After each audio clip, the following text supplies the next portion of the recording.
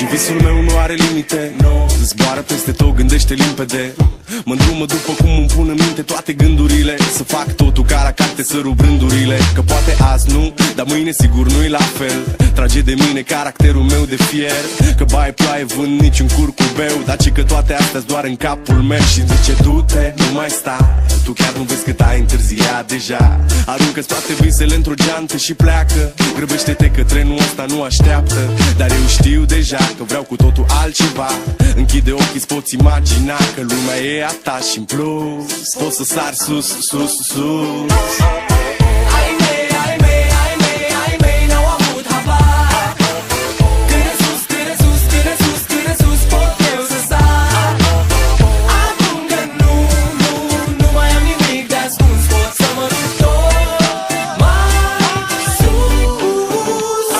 Mai sus, tot mai sus, tot mai sus, tot mai sus, sus, sus. Și poate-ți dau totul peste cap, că poate fac doar lucruri care-mi plac. Poate nu mă îmbrac la costum, poate nu spun minciuni. Sunt liber să fiu stăpân pe ce fac și ce spun, știi? Nimic nu mai e la fel. Copilăria s-a maturizat sever. S-a lovit până acum de fel de fel de oameni de păreri, în tipuri de caracter. Și văd cum unii stau degeaba, frate, sunt mulți. Dar văd și alții care luptă încercând să mute mulți. Oameni care au ceva de spus, oameni care vor să ajungă tot mai sus. Ai mei, ai mei, ai mei, ai mei n-au avut habar.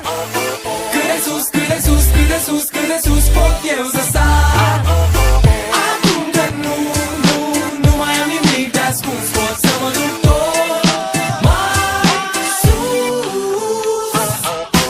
Ai mei, ai mei, ai mei, ai mei n-au avut habar. Cât de sus, cât de sus, cât de sus, cât de sus pot eu să sar. Acum că nu mai am nimic de ascuns, pot să mă duc tot mai sus. Pot să mă duc tot mai sus. Pot să mă duc tot mai sus. Mai sus, sus, sus, Mai sus, tot mai sus, sus. mai sus, sus, mai sus, sus. Mai sus, tot mai sus.